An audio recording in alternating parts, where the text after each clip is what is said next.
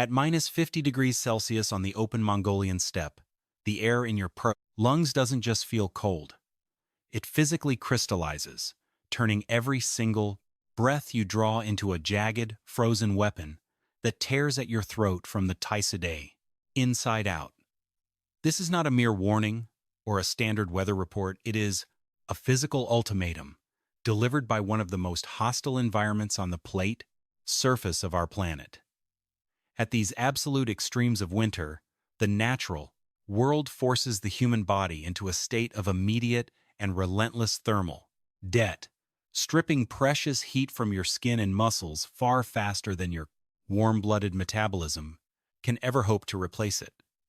To the untrained eye, the steppe in winter looks like a beautiful but terrifying void, a featureless, rolling ocean of white grass and hard-packed snow that offers absolutely no shelter, no trees to block the wind, and no natural valleys to hide in. It is a place where a single mistake in shelter design doesn't just mean an uncomfortable night. It means that you simply do not wake up in the morning. Yet, for countless generations, nomadic families have not only survived in this frozen wilderness, but they have also genuinely flourished. They have done so by deploying highly mobile, beautifully engineered round fortresses designed with a profound and intuitive understanding of environmental physics. Instead of fighting against the brutal laws of nature, they chose to understand them, creating a lifestyle and an architectural tradition that stands as one of .com, the greatest masterclasses in human adaptation ever recorded. At the heart of this ancient survival story is a man named Khorloo. Khorloo is an elder herder of the central steppe, his face deeply lined and weathered by decades of sun and biting frost, looking very much like the ancient granite outcrops that dot the Mongolian landscape. He is a master of the old ways, possessing a deep, inherited knowledge of wool felt making, wood carving, and camp alignment. For Khorloo, the approaching winter is not an enemy to be feared with loud bravado, but a powerful force to be respected through careful, methodical preparation. He can feel the transition of the seasons in the subtle shift of the wind and the behavior of his animals, and he knows that the time has come to prepare the winter camp. If you are watching this video from a cold part of the world right now, please take a moment to drop a comment below and share your lowest recorded winter temperature with us. We read every single comment, and we love learning about the diverse climates our viewers call home. And if you haven't subscribed to our channel yet, now is the perfect time to hit that button. By joining our channel, you will get access to forgotten historical survival stories and ingenious architectural designs every single week. Now, let us step back onto the frozen steppe with Khorloo as he prepares his home for the arrival of the Great White Death. In the same nomadic district as Khorloo lived a younger herder named Bold. Bold was 28 years old, headstrong, energetic, and newly returned from the growing modern settlements near the northern border. He was a young man of the Provistan transition era, heavily influenced by the industrial promises of the 20th century. This winter, Bold had decided to abandon the traditional methods of his, quote, ancestors. He had returned to the steppe with a large wagon loaded with heavy, Soviet-style military canvas tents, rigid iron sheeting, and modern coal-burning stoves. He believed that these heavy, modern materials would render the old, labor-intensive ways of the elders completely obsolete. As Khorloo and his family began the slow, careful work of inspecting their wooden lattices and cleaning their wool felt, Bold stood outside his new shelters and laughed openly. He called the traditional round gers outdated, claiming that the endless work of felting, lacing larch wood, and aligning camps was a waste of precious time and physical energy. To Bold, a home was simply a barrier to be built as quickly as possible out of the heaviest, most rigid materials available. He boasted that his flat-walled canvas tents and iron panels would easily withstand any blizzard the Siberian high-pressure system could throw at them. He believed that modern industrial materials were inherently superior to anything made by hand, from sheep's wool and willow, branche. Khorloo listened to the young herder's boastful claims, but he did not offer any loud arguments or angry retorts. Nomadic life on the steppe had taught him that the wind is the ultimate judge of human pride, and that those who speak too loudly in autumn are often the ones who go silent in January.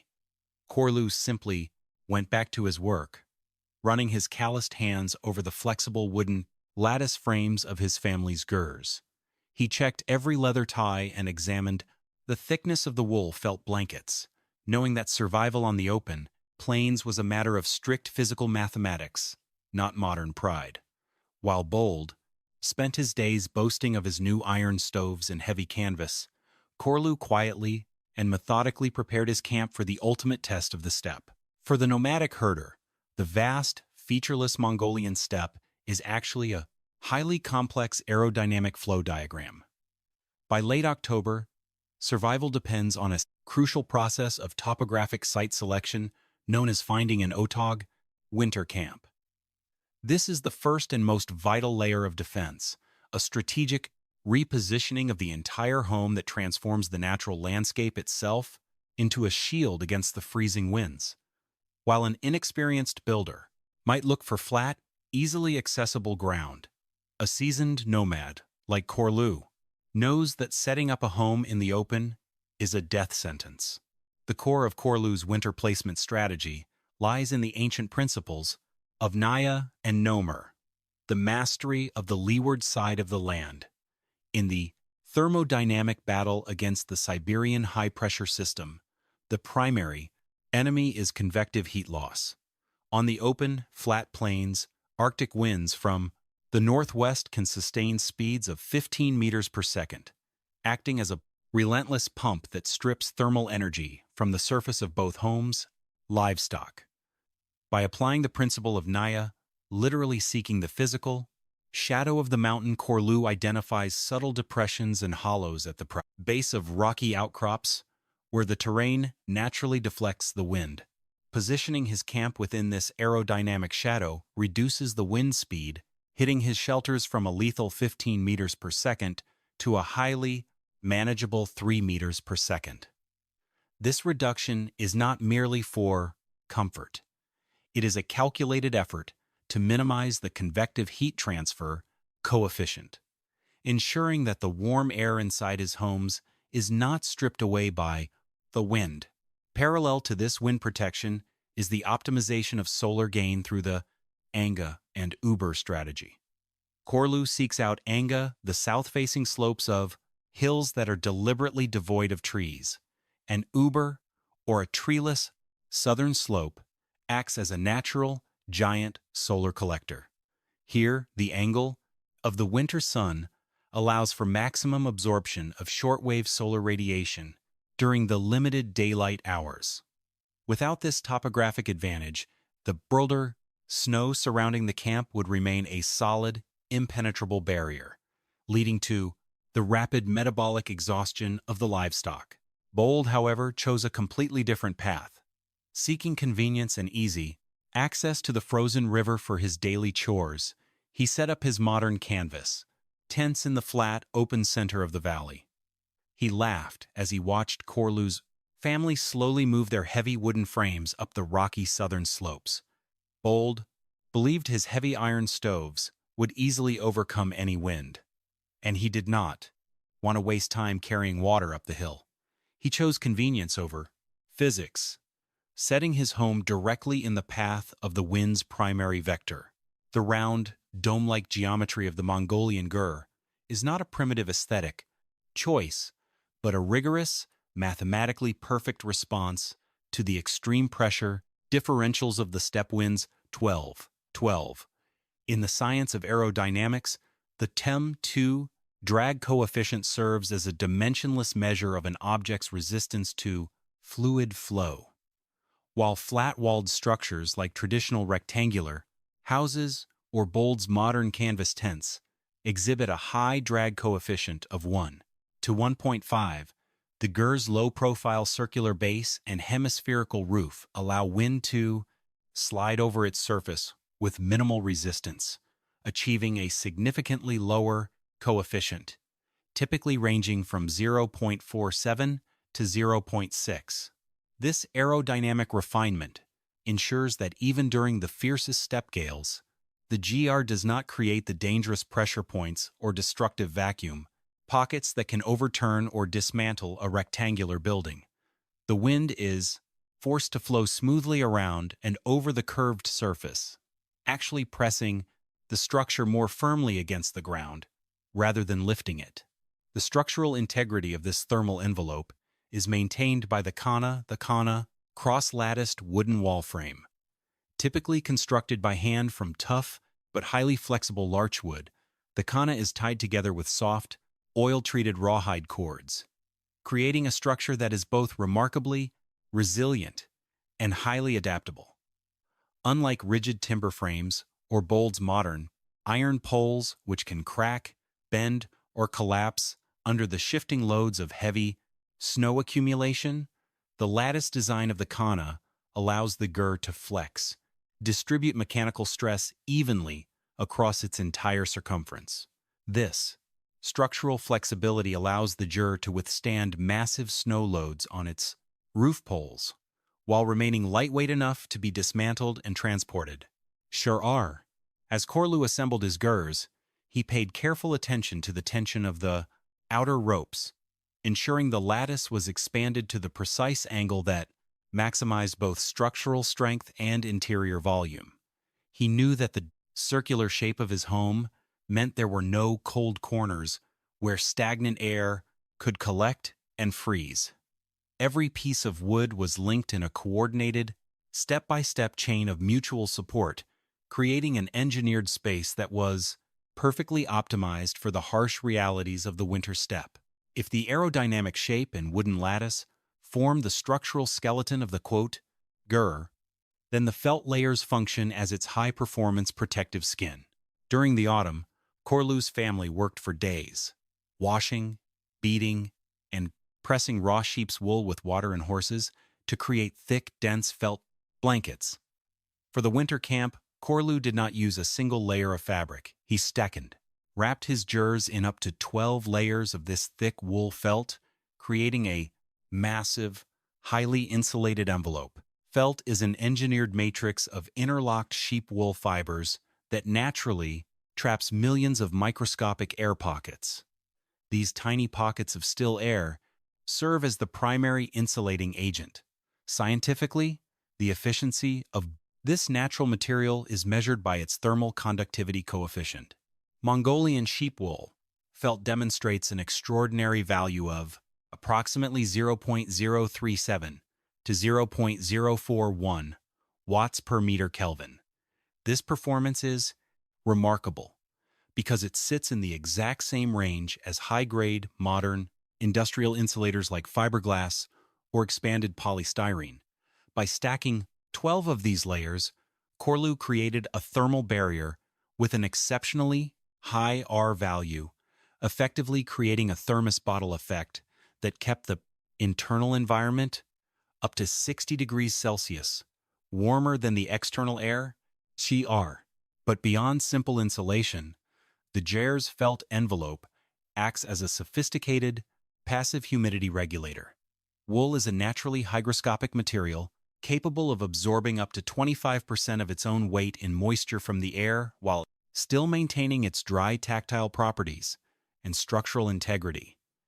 In the winter, as human respiration, sweat, and cooking increase indoor humidity, the felt layers absorb the excess water vapor, preventing it from condensing on prasen, the walls or ceiling as ice. This moisture management is absolutely critical for survival.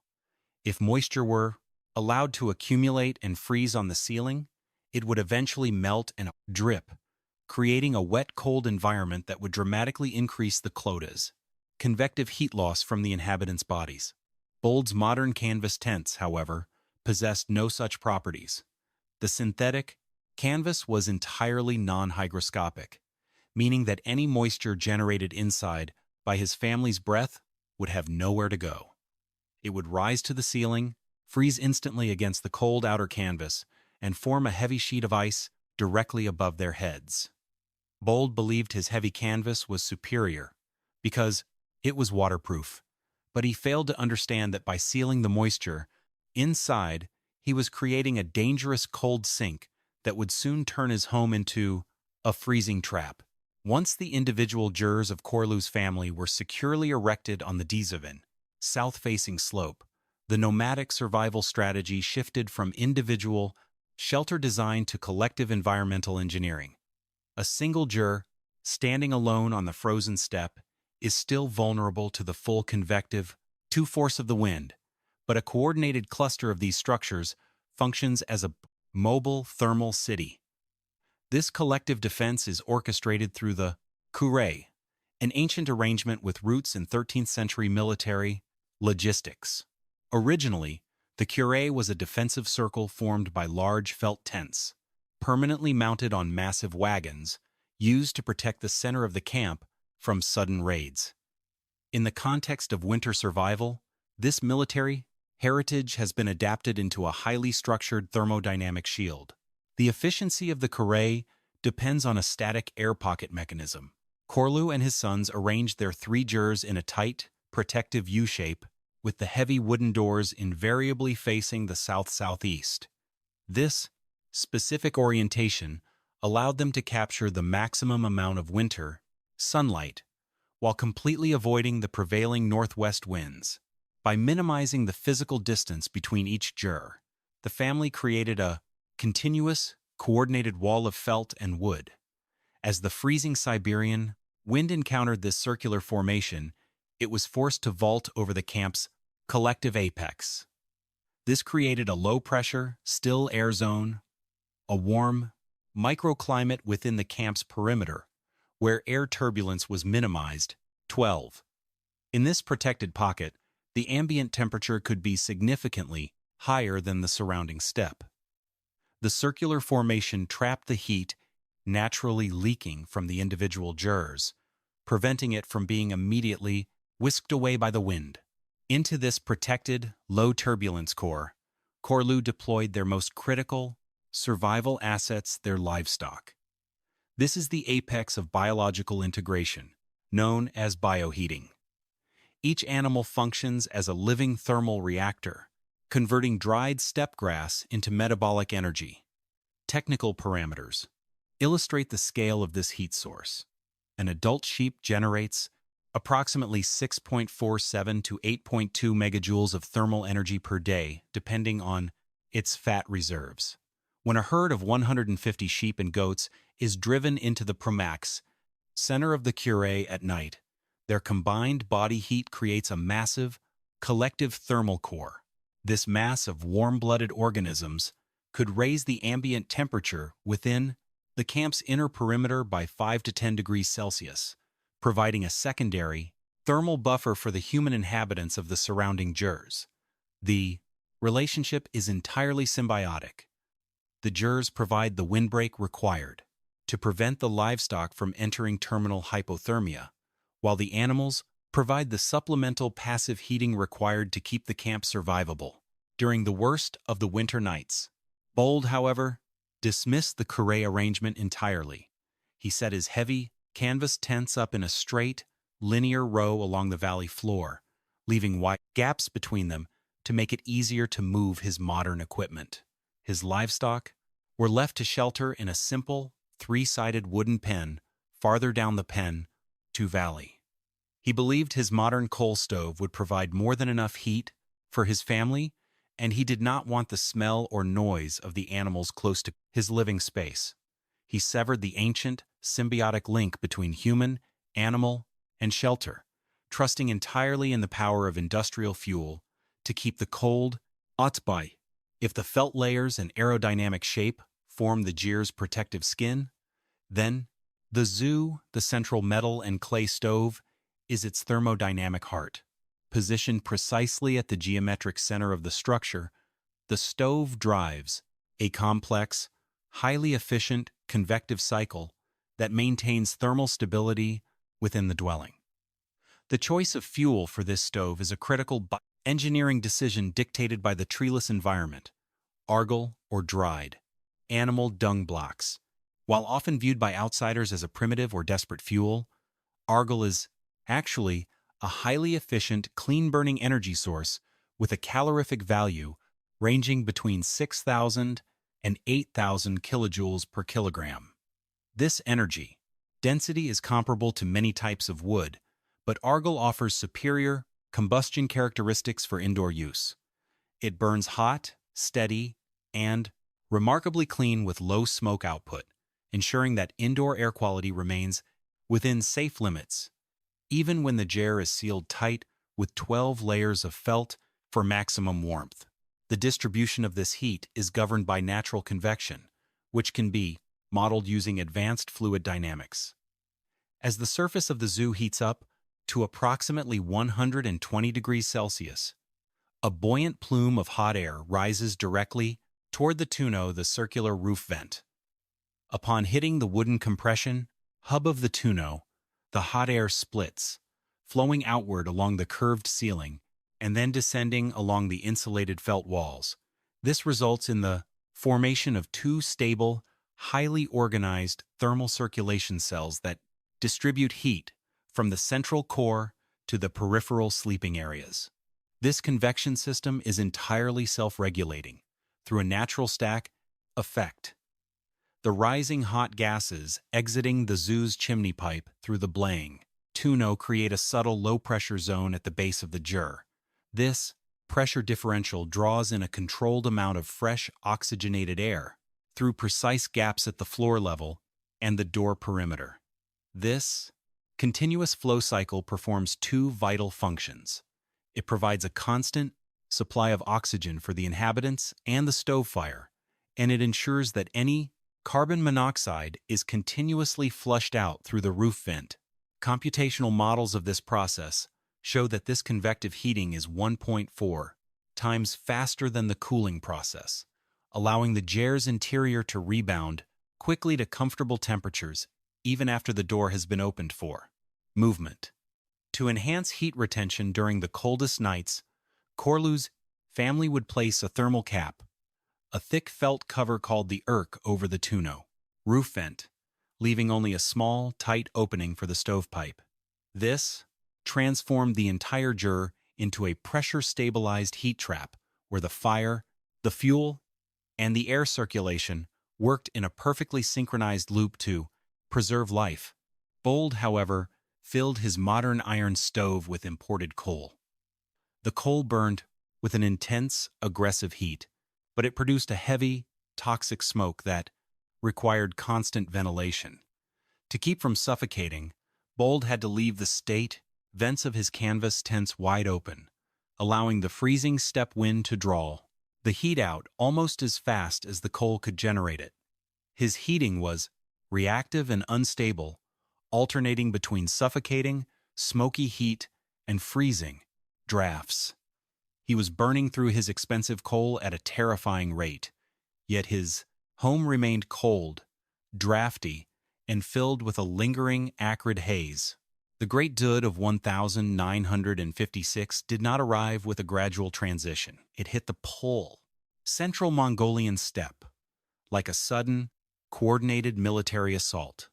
On the Khorloo afternoon of January 12th, the northern sky turned a deep, bruised shade of indigo, and the wind, which had been a steady breeze, suddenly went dead silent.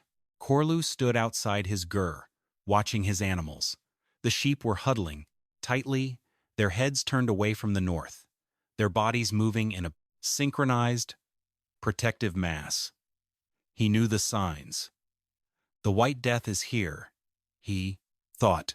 Within an hour, the temperature plummeted to a lethal 48 degrees below zero, and the wind returned with a deafening, continuous roar, gusting at 25 meters per second.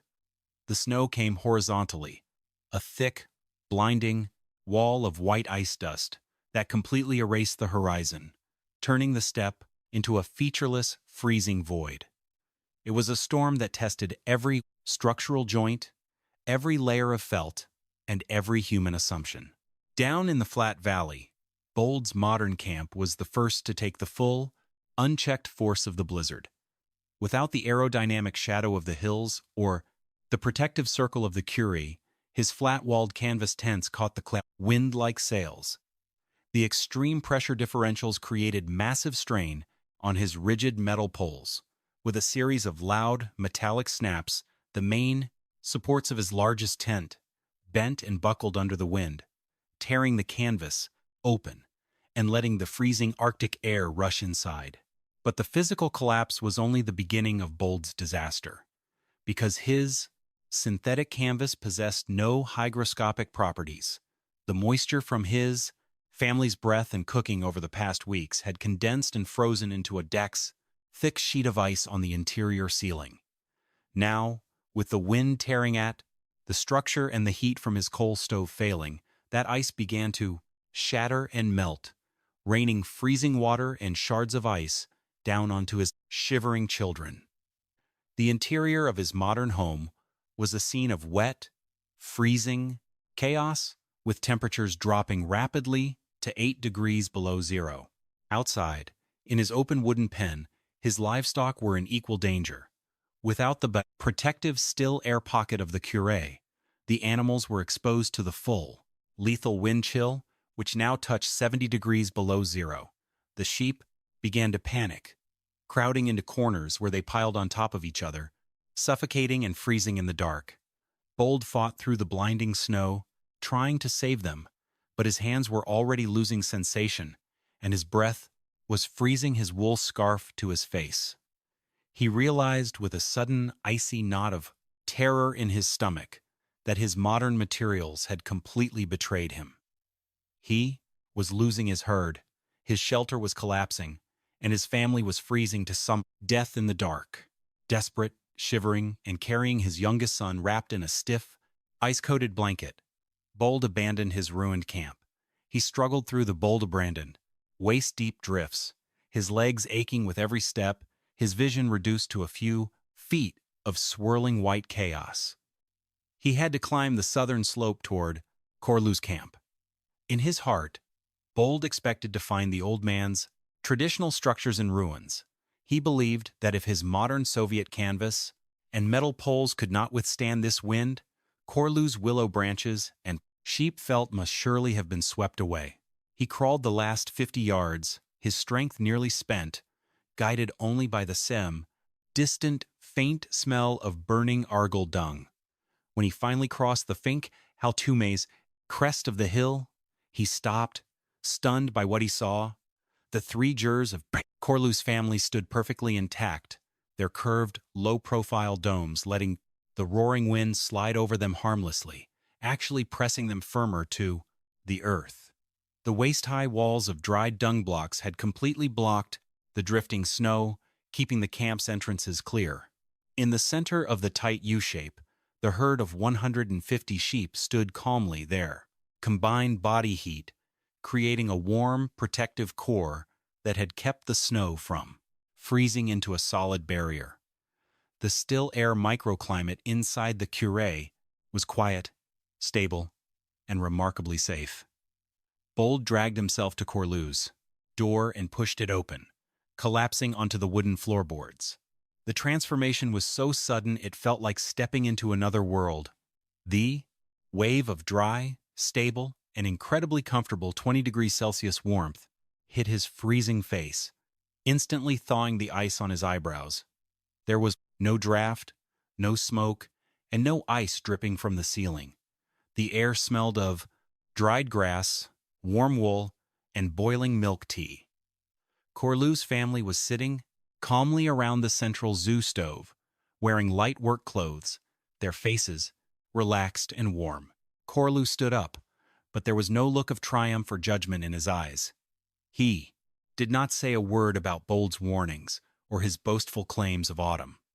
He simply took the shivering child from Bold's stiff arms, handed him to his wife to be wrapped in dry, warm wool felt, and helped Bold to a seat near the stove.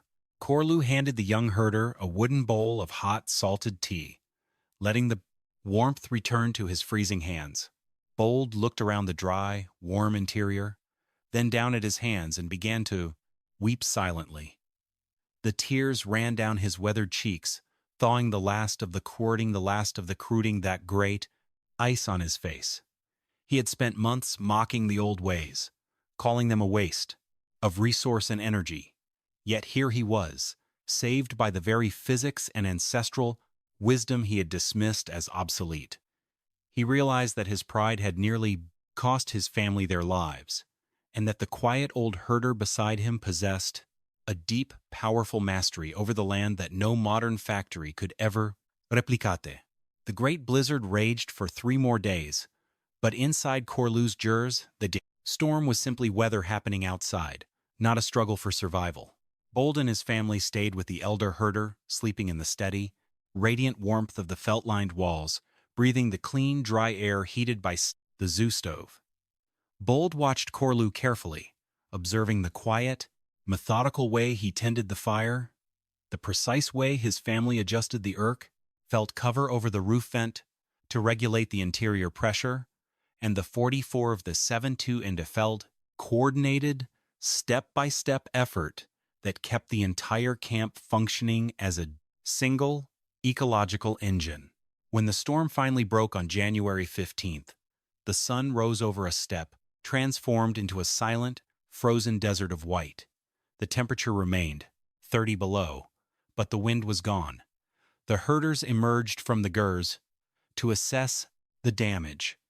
Bold's valley camp was a disaster. His canvas tents were torn to shreds, his iron panels scattered across the steppe, and more than half his livestock had perished in the open pen.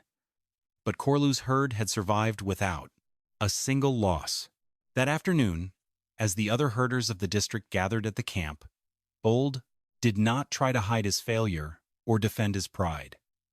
He stood before the elders, his voice trembling with emotion, and publicly thanked Khorloo for saving his family. He admitted to everyone that his belief in modern convenience over traditional wisdom had nearly destroyed him. He declared that he would never again build a home that did not respect the laws of the steppe. The community did not mock Bold.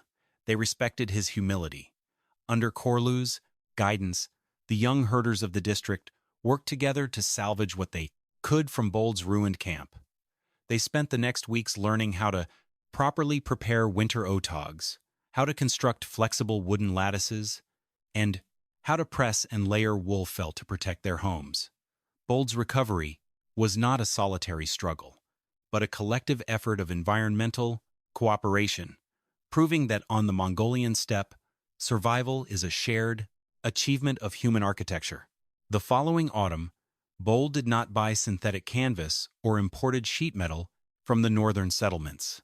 Instead, he stood side by side with Khorloo in the spring warmth, learning how to press the spring sheep's wool with horses, how to feel the thickness of the felt with his calloused hands, and how to read the silent, invisible wind currents flowing off the southern hills.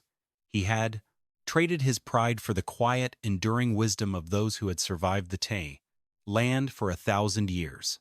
When the winter winds returned to the Mongolian steppe the next January, Bold's new gers did not stand alone in the flat valley. They were nestled on the flat, sun-trapping southern slopes, arranged in a perfect protective curé circle, facing south-southeast, with his sheep and goats huddling warmly in the center. 12.